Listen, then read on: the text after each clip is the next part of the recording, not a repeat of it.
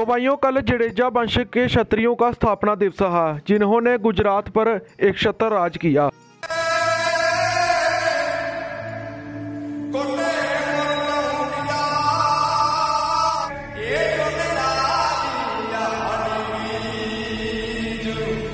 तो भाइयों, सिंध के महाराजा थे जिनका नाम था जामजादा।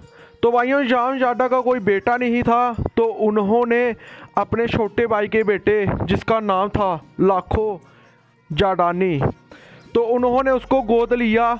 उसके बाद उसके घर में एक बेटा हो गया जिसका नाम था गाओ। तो भाइयों, जो राजा गाओ था, जब राजा जाम जी की मृत्यु होती है तो वो कहता है कि मैं जो दूसरा बेटा है उसको नहीं गद्दी पर बैठाऊंगा, तो मैं खुद सिंध की गद्दी पर बैठूंगा।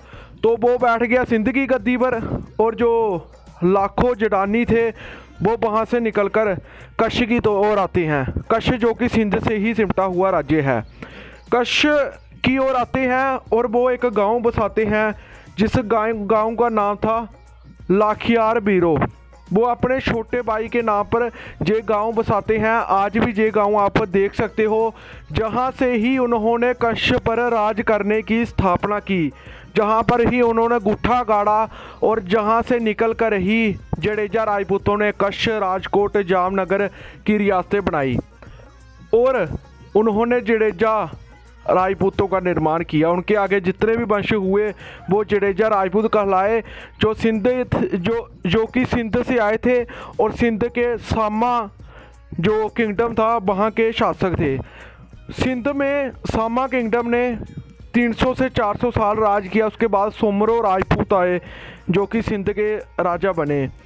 तो इस गहराई पर जाने के लिए आपको पुराना इतिहास ढूंढना पड़ेगा, तो उसके लिए आपको ये वीडियो शेयर करनी पड़ेगी। तो भाइयों, जडेजा राजपूतों के पास पूरी वंशावली पड़ी हुई है, जो कि उनके पुरखे वहाँ से गजनी, अफ़गानिस्तान, मिस्र से लेकर आए थे।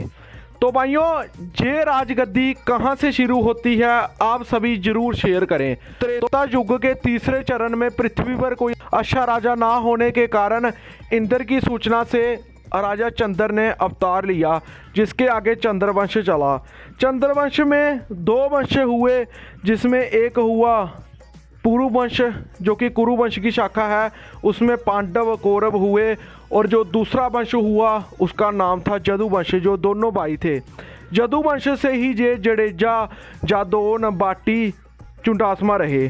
जो जादौन राजपूत थे वो मथुरा में ही रहे, और एक भाई वहाँ से निकलकर आज के सोनितपुर यानी कि मिस्र का पुराना नाम 5वीं सदी तक सोनितपुर था, वहाँ पर चले गए। उन्होंने वहाँ पर हुकूमत करना शुरू कर दी। इसी को देखते हुए अरब से इस्लामी तलवार निकल रही थी। जब अरब से तलवार निकली तो वो सभी देशों को इस्लाम धर्म में कन्वर्ट करते जा रही थी। तब उन्होंने सोनितपुर यानी कि आज के मिस्र, इजिप्ट राज्य पर हमला कर दिया। मियाँ खलीफा ने जब हमला किया तो वहाँ का राजा था उस वक्त राजा अजबत। राजा अजबत ने इस्लाम कबूल कर दिया, और बाकी जो 3 भाई थे उसके, जिनका नाम था, एक का नाम था राजा नरपत, एक का नाम था राजा भूपत, और एक का नाम था राजा अस्पत। ये तीनों भाई वहाँ से निकलकर अफ़गानिस्तान आ जाते हैं। अफ़गानिस्तान के गजनी में फिरोज शाह का राज था।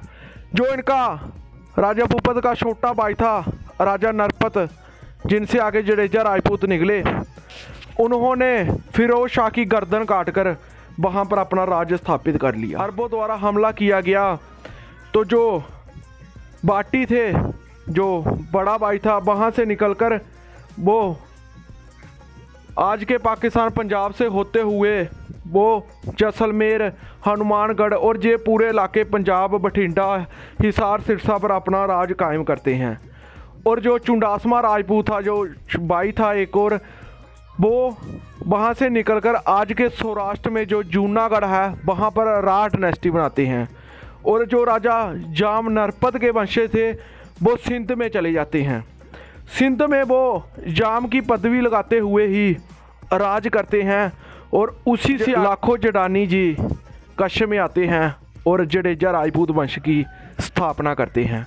उनके पास पूरी वंशावली पड़ी हुई है, फिर भी हमारा देश ऐसा है कि जो असली वंशज है उनको ना मानते हुए इतिहास चोरों का गुणगान करने में ज़्यादा वो रखता है।